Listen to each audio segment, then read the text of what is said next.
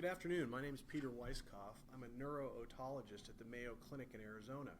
I'm an ear, nose, and throat doctor who studied specifically skull base and ear diseases, and we're going to talk today about one of the areas of my interest, and that's acoustic neuromas. Acoustic neuromas are sort of misnamed. They're actually nothing to do with anything acoustic, and they're not actually neuromas. So unlike a lot of things in science where we try to be very precise, acoustic neuromas maintained their name because of their historical background. An acoustic neuroma is actually a tumor that grows on the balance nerve, and it's part of the sheath or the covering of the nerve that has gone out of control and grown into a benign tumor. They're not cancers. They tend to be very, very slow growing kind of tumors, and they're actually relatively common. Although not a common tumor, perhaps 1 in 100,000 people have them, they're still one of the most common of the brain tumors in this particular part of the brain or skull base. Most patients with acoustic neuromas present initially with hearing loss, but it's not hearing loss in both ears. It's typically in one ear, and that's what sets off the exploration to look for these kind of tumors. The typical patient with an acoustic neuroma will have hearing loss and also ringing in one ear. Occasionally, the balance system will also be involved, although in most patients, it occurs so subtly they sometimes don't even notice.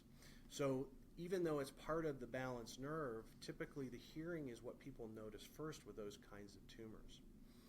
When we see someone with a single-sided hearing loss or single-sided tinnitus, we often will go exploring to find out why they have it. And the typical way we find these tumors is with MRI. Often people get MRIs and will occasionally find these tumors even though they don't have symptoms. But the main thing we're looking for is someone who has a hearing loss or ringing on one side of their head. And that's why your doctor may suggest that you get a scan at that point. So that's the typical way we find these tumors. We're going to go ahead and go to some questions on Facebook in between our questions here, and we do have a few more questions that we're going to address here as well. So if you have questions that you'd like me to try to address, please don't hesitate to type them in, and we'll try to get to as many of them as we can. Sometimes people have questions about who to go see for an acoustic neuroma, and oftentimes they end up seeing a doctor like myself, either an ear, nose, and throat doctor or an ear and skull-based specialist. And the reason for that is their initial symptom of hearing loss.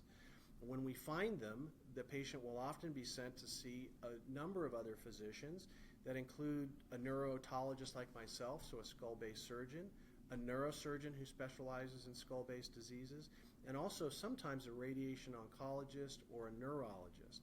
We often bring in other people to help us with the symptoms of the tumors, including balance specialists and audiologists to help with hearing problems. So this is a kind of a disease that we treat with a team effort. And that's really one of the most important things about this disease, is to get somewhere that you have a team of people that have experience in treating these, and you'll end up with the best outcomes. So let's talk a little bit about what you do with acoustic neuromas. So assuming you found one, we have an acoustic neuroma.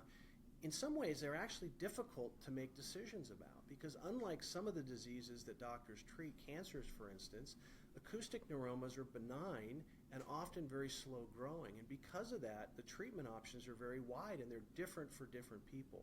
It's going to be a much different option for a young person with a large tumor than an older person with a small tumor. And that's why it's often hard to get information, for instance, off the internet. People will have an idea about something or have had one or had a treatment, but it's so individualized. And that's actually another important point. When you have one of these tumors, you have to understand the treatment is very individualized, and it really has to take into consideration what the patient's wants are for these tumors. But in essence, there's three main things that we do with tumors like this. Number one, you can observe the tumor. In today's day and age, with good access to MRIs, we can actually watch these tumors to convince ourselves that they're not growing. And in fact, depending on where the tumor is and how large it is, oftentimes there's a better percentage of these tumors that won't grow at all, and you can simply watch them over many years. And in fact, in my practice, I have a number of these patients that we call watch and wait. And they come in on a regular basis for MRIs, and those MRIs will then convince us that the tumor in fact is not growing, and we'll just follow them, sometimes for years and years without any change in the tumor. So watch and wait or observation is the first treatment that we always consider. The second treatment that we can consider would be a radiation therapy. Typically for brain tumors in this day and age, we use something we describe as radiosurgery, and it's not something that is radiation with a knife. It's very precise radiation. So unlike the radiation that many people might have been familiar with, where you lose hair or you have gastrointestinal problems, this is very precise radiation that focuses specifically on the tumor.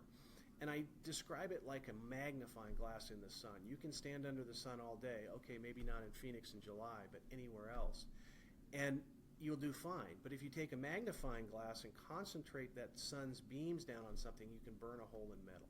So that's what we do with the radiation. We try to focus specifically on the tumor. Now that won't make the tumor go away because these are not cancers, so they don't behave quite like the typical things that we radiate. But in many cases, they'll prevent the tumor from growing any further, and that's really all we care about in most cases. So radiation is a very good option for a number of different kinds of these tumors. And again, it's very specific as far as where your tumor is, how old you are, the size of the tumor. All these things have to come into play. The final option for treatment is surgery or microsurgical. And there's three basic options for that, and they really depend on where we approach the tumor from.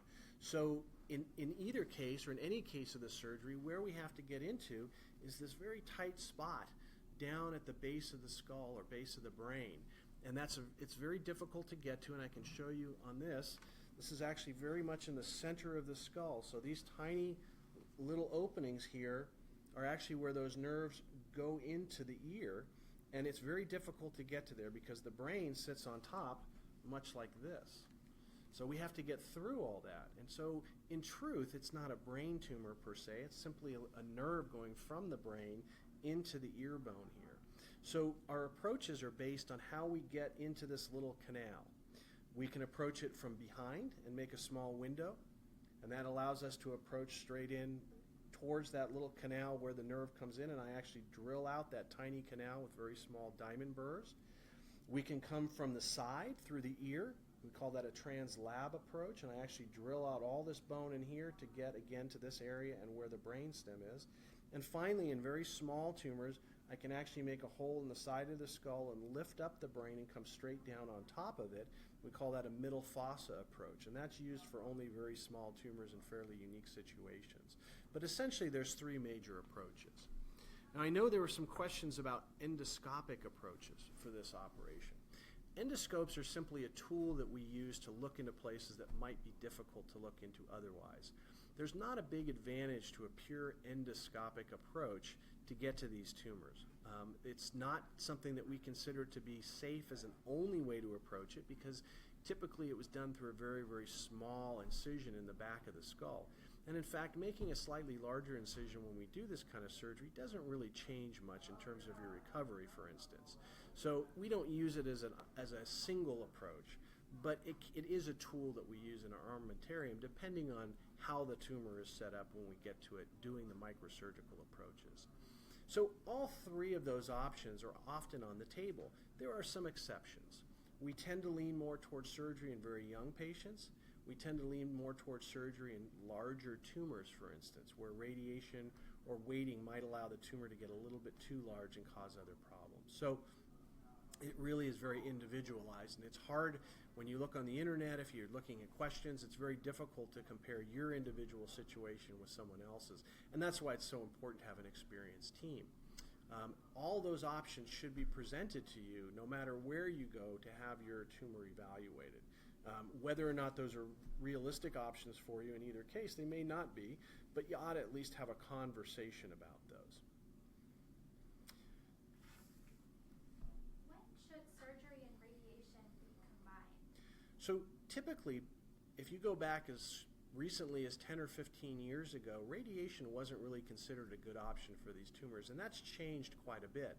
And in fact, originally when we started treating these tumors before the era of MRIs, the only cure that we could think of for this was to take the whole tumor out. Of course, this tumor involves not just the hearing and balance nerve, but the nerve that controls the face as well. So that's always at risk when we do these surgeries or treat these tumors in general. The facial nerve is what allows your face to move.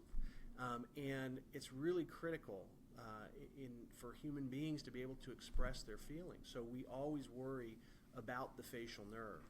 Sometimes when we approach these tumors from a surgical perspective, the tumor and the facial nerve are very tightly bound together. I like to describe it as a small piece of spaghetti running over an inflated balloon. If that piece of spaghetti is a nice thick piece of spaghetti, it's easy just to peel it off. But what happens if that piece of spaghetti has been squashed up against the skull and now isn't like a piece of spaghetti, but it's more like a piece of wet tissue paper draped over the balloon? Well, that's what the facial nerve can look like sometimes when you take those tumors out. And in those cases, it's very difficult to peel the tumor off without damaging that nerve. In those cases, we'll sometimes leave a very small rind of tumor on that nerve, and then we can come back later with radiation to address that much smaller piece of tumor. The facial nerve is actually very resistant to the radiation, so it is rarely damaged in the doses that we use to control the tumor. So that's a good way for us to use both of those tools to try to remove the tumor to a small enough size that the radiation doesn't need to be as wide a field and maybe doesn't damage anything else, while at the same time preserving the facial nerve, which is really the most critical part for us in these surgeries. People often ask about hearing for this, and I'll tell you as a person who spent his whole life trying to help people hear better, that it's very difficult to preserve hearing in these tumors. Usually by the time we've seen it, your hearing is already slightly damaged, and that makes it much more difficult. It's not impossible to preserve hearing with these, but the risks of hearing loss when you treat these are very high. Even in the best of hands, on average, you probably have about a 50-50 chance of preserving hearing if you go into the surgery or radiation or treatment with decent hearing as well. So although we love to preserve hearing in patients and we love to see patients that we have good situations for trying to do that, and we're successful at it from time to time, I always tell patients, I'm really worried about your facial nerve and I'd love to save your hearing, but sometimes that's a difficult challenge. I know there are sometimes balance problems associated with acoustic neuromas. Can those be treated? So that's a great question, and of course this tumor comes off the balance nerve. So if you treat this tumor, you're almost inevitably going to have some effect on the balance system.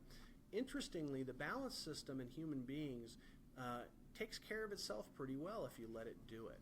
If you think of your inner ears as part of your balance system, and each inner ear gives a signal to the brain about where we are in space, what position we're in, how our heads are moving, but they're equal and opposite. So if I turn my head to the left, the signal goes up on one side and down on the other. What happens with the acoustic tumors is that one side isn't giving good signals any longer.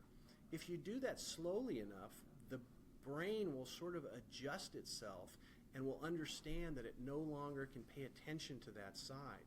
So with an acoustic neuroma surgery, you actually lose that relatively quickly if we're cutting that nerve, and you'll wake up from that with fairly significant dizziness. That will go away in about 3 days. But we can help people with that by using a form of therapy called vestibular therapy, and that can help people to regain their balance. Even if you don't have surgery, even if you're just living with an acoustic tumor or you've had radiation, balance therapy can be very, very effective in helping people to gain their balance back. And as an example, I can tell you that patients that have had acoustic tumors out have flown F-15s for the Air Force, have climbed Mount Everest, and have raced bicycles. So it is certainly possible to improve your balance. It can be a little frustrating, and you won't want to see me on day 3 after your surgery because I'll come in and tell you it's time to get up and start moving around, because if you don't, you simply won't get better. There's no shortcuts for that. We have a question from a Mayo Clinic Connect member. They ask, are there any new immunotherapy type drugs to treat acoustic neuromas? So the short answer is no. There's nothing that we're using right now.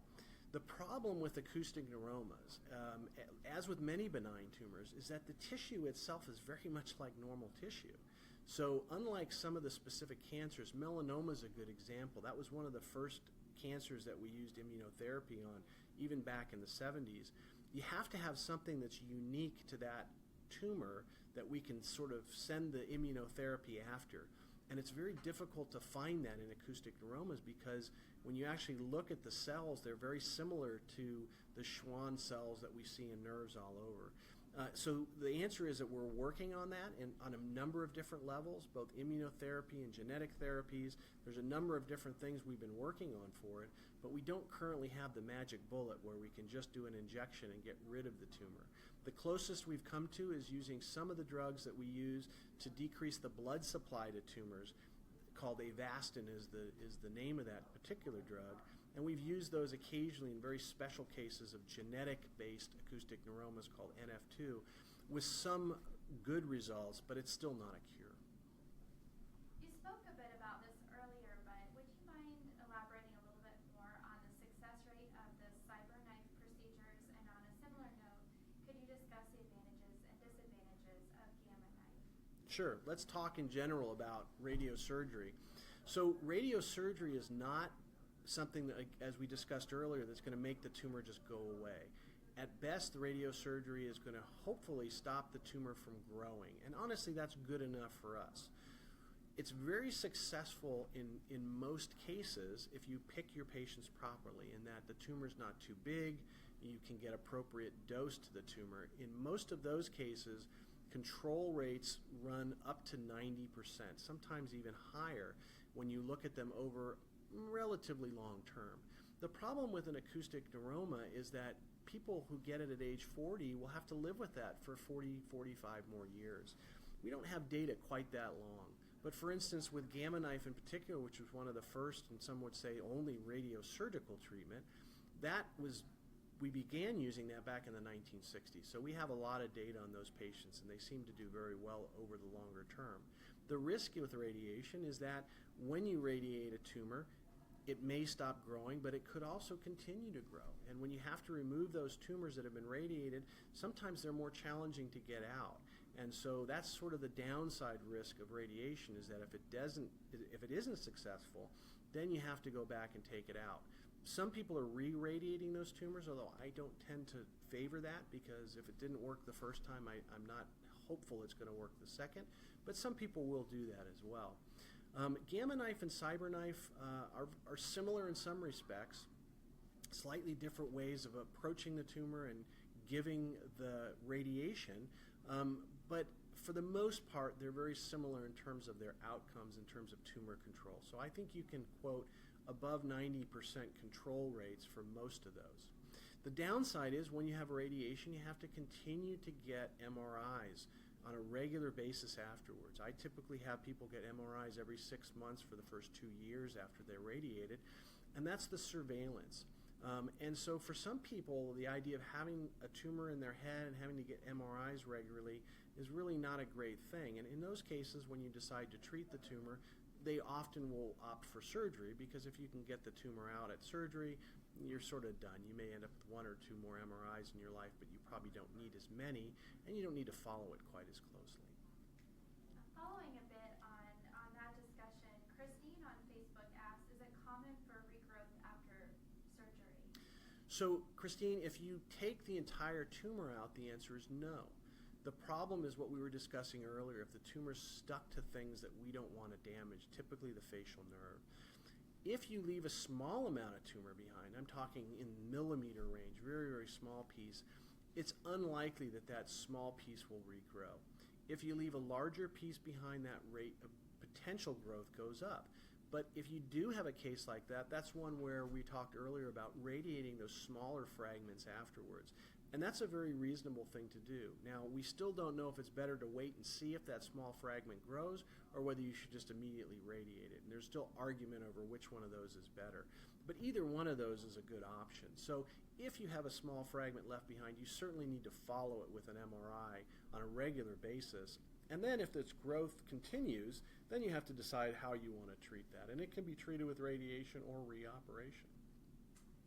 Would you talk a little bit about endoscopic removal of an acoustic neuroma and whether you view this as a satisfactory option? So the reason we don't use that as the only way to get out the tumor is that when you're working back in this area of the brainstem, this very tight little area, you can see all these blood vessels around.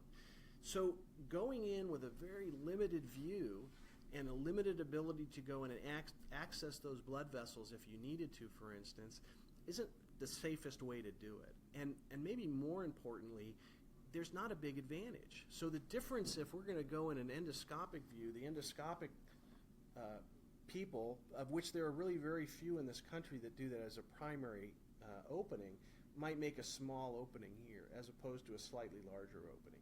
But quite honestly, the recovery time, the safety, the ability to remove tumor, there's not much difference when you do the opening. And in fact, the endoscopic approach, the pure endoscopic approach, can leave areas of the tumor that are very difficult to access.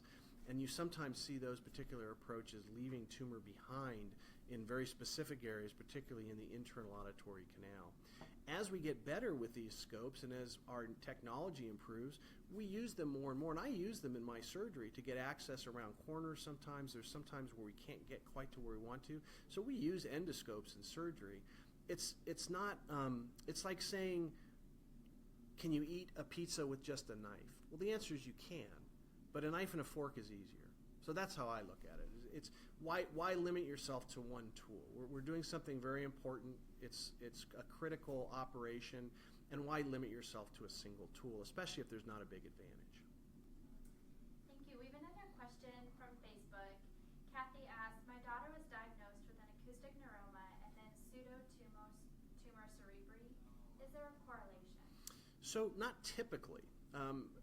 The question with an acoustic tumor is you can have acoustic tumors that are large enough to actually cause people to have increased amounts of CSF fluid, or what we call hydrocephalus, begin.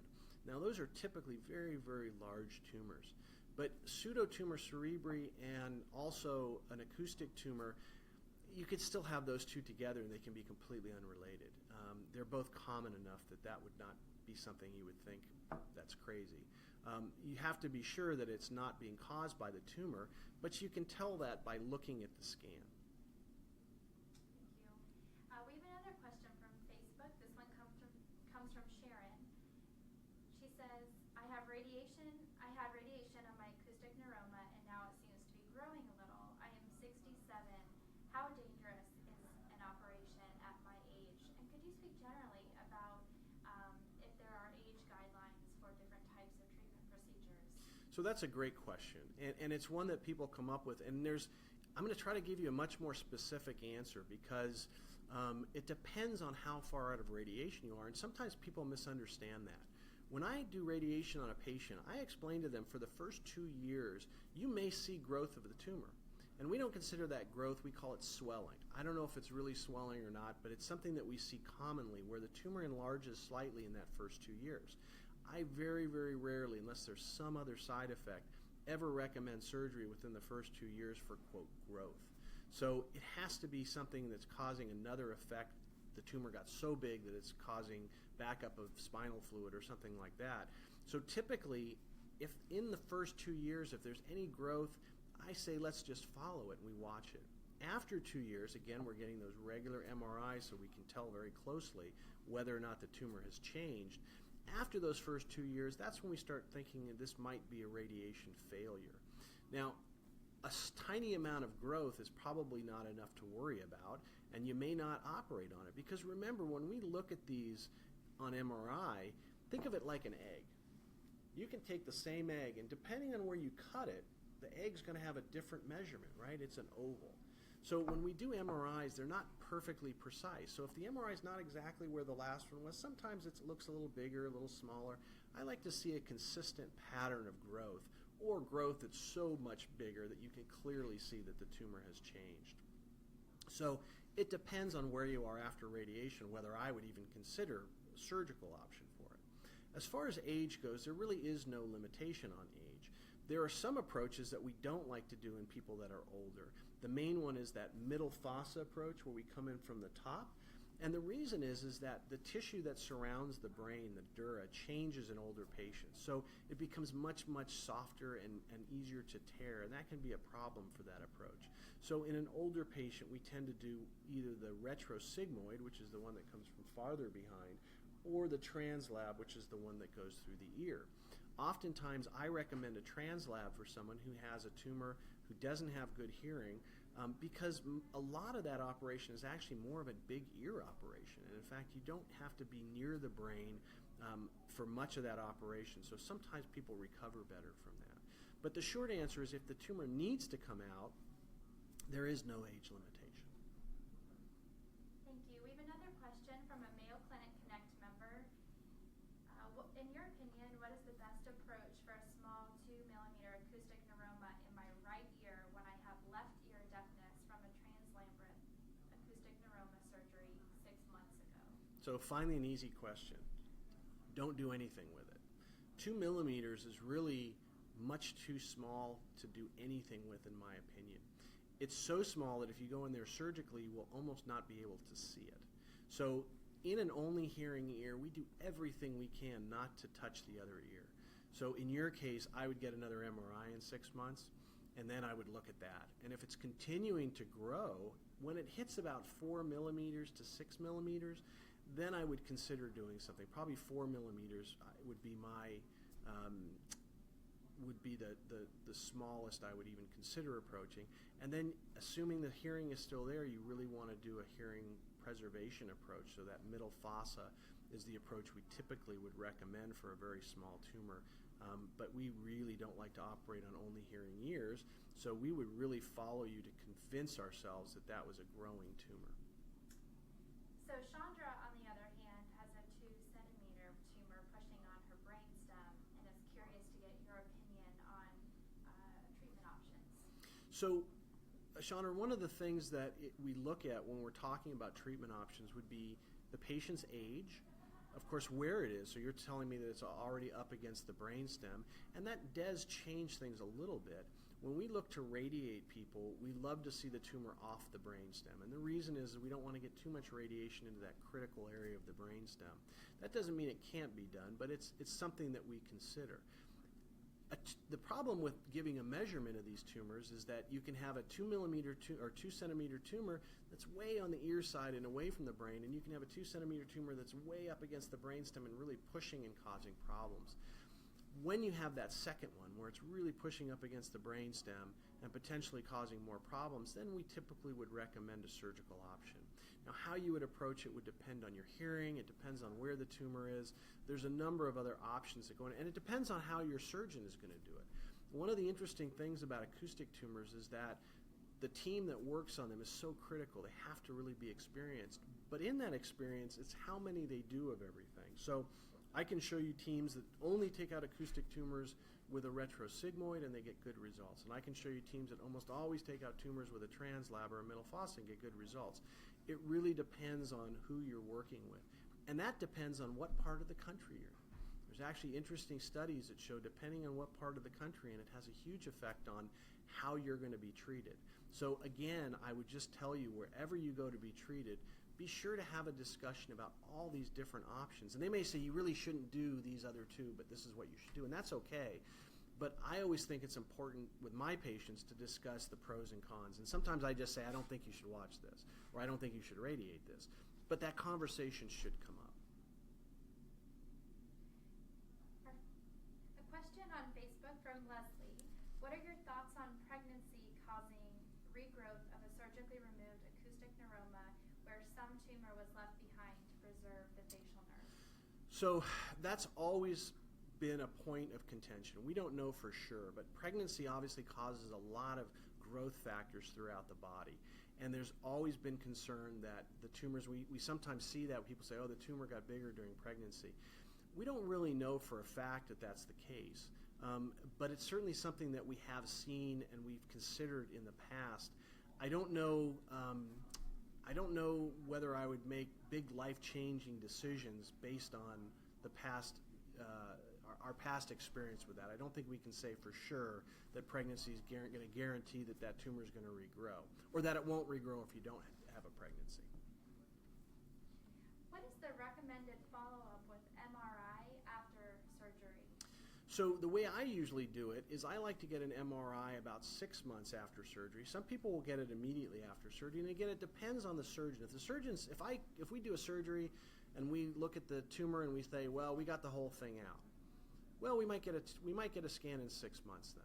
And if in 6 months it shows nothing, then I tell patients, you can now go a number of years without getting a scan. You might get one a year later, and then 5 years or 10 years down the road. And you probably should have scans that further down the road. if you had a tumor, even if they think the whole thing was removed. Now, if you left some behind, sometimes we like to get one almost immediately after surgery so that we have a baseline and then we follow it. And I'll usually do relatively shorter intervals, so it might be at 6 months and then a year, and then it depends on whether it grows or not. And it's a little bit similar with radiation. Again, for the first 2 years, every 6 months, and then I go every year, and then eventually it's every couple of years, depending on how far out of radiation we are. And our final question, can you talk a little bit about facial paralysis and what people should expect regarding that? And on a similar note, Mark says that he can't lift his eyebrow or show his teeth. Christine mentioned her eye is continually watering. So could you address some of those So factors? that's all the facial nerve, and that's what I was telling you about that we're so concerned about. And facial nerve palsy with surgery is actually not uncommon. It can be, on average, 15 to 20% of cases after surgery can have some form of facial paralysis. Now, oftentimes that paralysis will improve over time.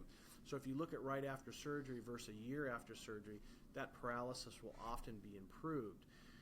We're very concerned about it. And so every case is different, and this is why the experience is so important, because we could go in there and find the facial nerve just peels right off the tumor, easy, no problem. Or we can find it's very, very tightly attached. From a patient's perspective, what I tell people is you can wake up and your face can work perfectly and it can go out the next day from swelling. Those cases will get better. Or you can wake up and your face can be out and never get better. So there's a wide range of potential facial damage that can occur during that surgery. And radiation is quite a bit safer as long as you don't ever have to have surgery again. The eye watering, part of the facial nerve actually supplies your lacrimal gland or your tear gland. So a lot of times, even if your face works fine, people will notice things with that. So the facial nerve can be very, very complicating issue with this and can cause a lot of different kinds of symptoms. Luckily, there's things that we can do even if there is paralysis. So I think that's all the time we have today. I hope this answered some questions about this rare but not uncommon benign tumor. Again, the thing that I like to tell patients and other doctors when I'm talking about these tumors is always be aware of that single-sided hearing loss, be aware of that single-sided tinnitus. In this day and age, MRIs are pretty inexpensive, and we just don't want to let one of these benign tumors go for any more years than we need to before we recognize that it's there and give people options about how they may want to treat it. Thank you very much, and please join us again for our next Mayo Clinic Facebook Live event.